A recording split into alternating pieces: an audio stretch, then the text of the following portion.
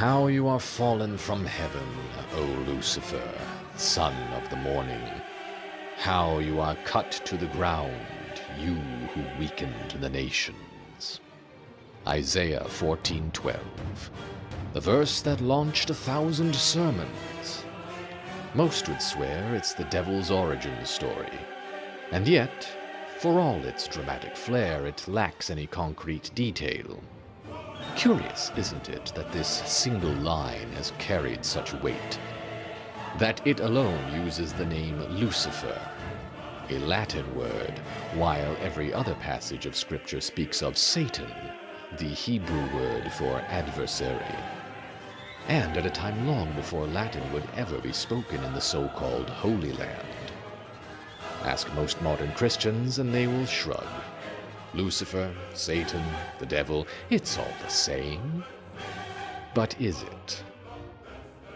Only if history and language are meaningless. Furthermore, the fall from heaven narrative is only vaguely supported by two other verses that both use the Hebrew name. A name attributed to a character that appears prominently in both Job and Zechariah, books that flank Isaiah in the Old Testament, and in neither does he appear to have fallen from anything. Read the whole passage and the illusion unravels. This is no tale of fallen angels, no heavenly war. It is a song of mockery, directed not at some infernal spirit, but at a human ruler. The unnamed king of Babylon, whose pride and downfall are mocked with poetic grandeur.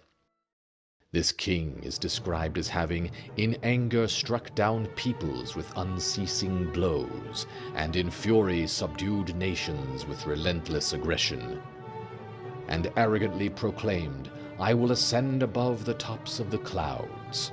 I will make myself like the Most High," but in the end was brought down to the realm of the dead.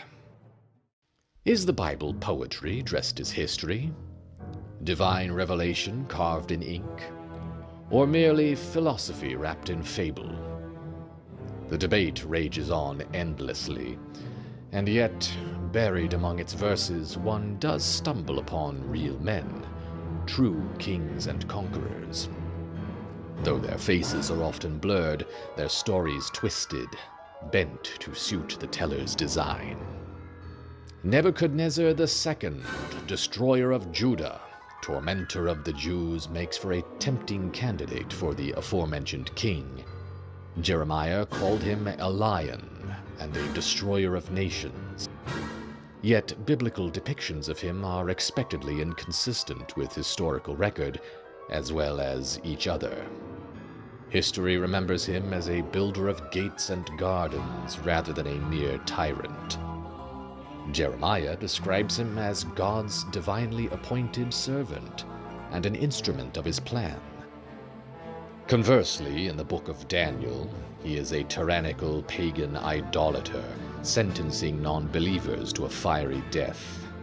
He is momentarily humbled by a miracle and even converts, but remains a violent despot who sentences blasphemers to be cut in pieces and their houses made a dunghill. And when Daniel prophesies that he will be driven away from people and live with the wild animals, a reduction akin to a fall from heaven, that too seems a muddle. No record of Nebuchadnezzar losing his mind exists, though his successor Nabonidus was rumored so. History and legend, hopelessly tangled. And yes, Babylon did topple in 539 BCE under Nabonidus, though by then Daniel's so-called prophecies were more creative writing than eyewitness report. History makes poor scripture, so scripture makes its own. So which king, which Babylonian tyrant is mocked in Isaiah? Perhaps none in particular, perhaps all of them. But let's return to the puzzle. Isaiah was written in Hebrew.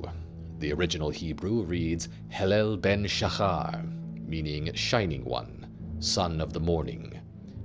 It goes without saying that the Bible went through an array of translations as well as politically motivated edits since then. The Greeks rendered it Eosphoros, meaning bringer of dawn, in the Septuagint, written between 3rd and 1st century BCE. It wasn't until the 4th century CE, roughly 60 years following the Council of Nicaea, that the Latin word Lucifer, meaning light-bringer, finally appeared in the Latin Vulgate. It may very well be argued that the various words used for the king's nickname in Isaiah 14:12 each possess a divine origin. The Hellel in Hellel ben Shachar refers to a Canaanite lesser god who sought a higher seat in the pantheon. The Greek Eosphoros, or Hesperus, and Latin Lucifer of the Roman pantheon are each mythic figures in their respective systems. But Jewish tradition itself rejects the notion of rebel angels. Their god did not fear insurrection in the heavens, only arrogant kings on earth. So in all likelihood, the Hebrews' use of Hellel ben Shachar was merely a satirical jab at a puffed-up human ruler, not a metaphysical evil. So who is Lucifer, really? The stories begin in the stars themselves. In ancient Rome, he was Venus, the morning star, herald of the sun, a shimmer in the pre-dawn sky. And yet, watch closely, at sunset the same planet appeared as Noctifer, the evening star. Names change, but the light endures. The Greek Eosphoros and the Canaanite Hellel are each also associated with Venus, but of the three, only Hellel is associated with a fable of pride going before a fall. But let's not lose our focus on Lucifer. Often personified as a male figure bearing a torch, Lucifer was the son of Aurora, goddess of the dawn, and Cephalus, a mythic hero. He was also the father of King Ceyx of Trachis. Ovid sang of his brilliance in his Metamorphoses, of how he marshaled the stars and heralded the dawn, and of his beauty so radiant that even the goddess of beauty herself might have paused in envy. Yet, take note, despite poetry, lineage, and celestial duties, only one man, the Roman statesman Cicero, ever paused to consider Lucifer a deity. Not the poets, not the philosophers, not the masses. In Rome's classical age, he remained a minor figure, scarcely a god at all. No epic tale pits him against the heavens. No myth casts him from a higher seat. As mentioned before, there are only 2 other Bible passages which are assumed to corroborate the fallen rebel angel narrative, 2 fragments widely asserted to seal the tale.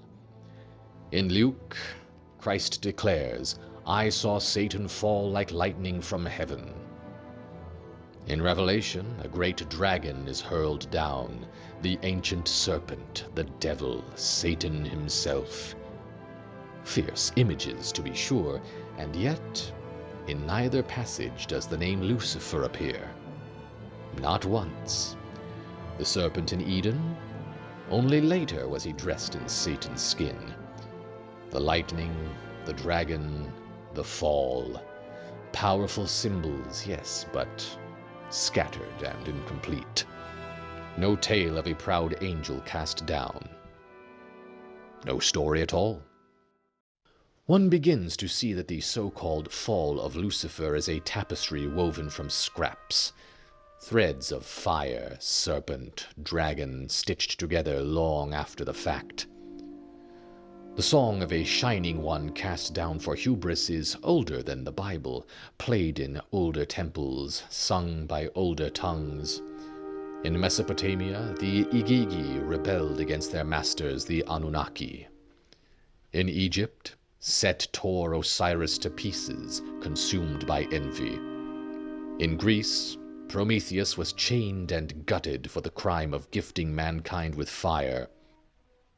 Pride, defiance, punishment, always the same refrain.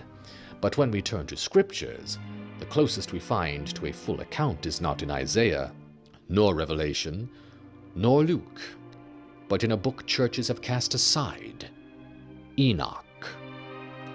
There, the Watchers fall from heaven, seducing mortal women, birthing giants, and teaching forbidden arts, metallurgy, weapons, even cosmetics. How scandalous. Azazel himself is bound and buried in the desert for these transgressions, and yet, still no Lucifer.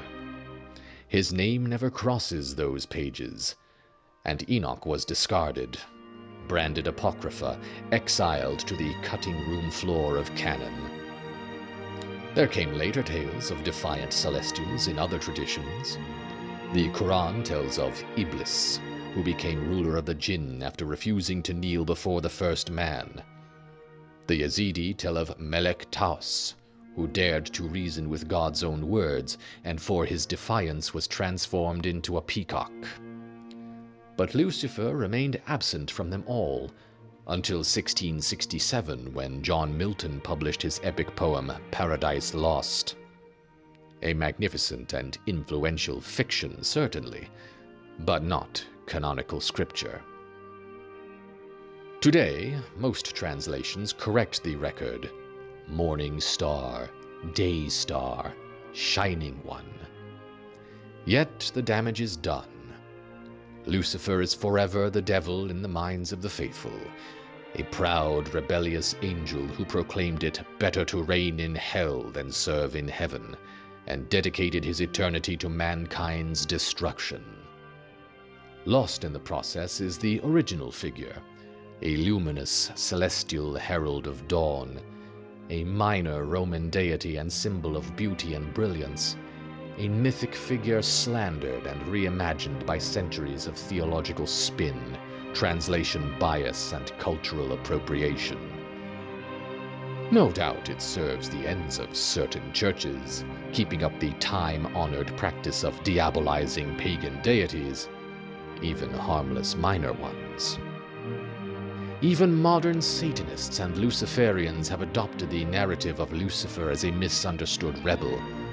Their spin on the tale may be viewed as effort to restore some semblance of godhood to the unjustly deposed and defamed Lucifer, though their reinterpretation, ironically, also leans heavily on the very mistranslations and religious frameworks they aim to subvert. Thus, Lucifer's transformation, from the bringer of light to the ruler of darkness, can be seen as a symbolic slaughter of innocence. Not cast out of heaven for divine insurrection, but dragged down by human fear, dogma, and ignorance. Perhaps, if he were conscious of his legacy, he'd have every right to be vengeful.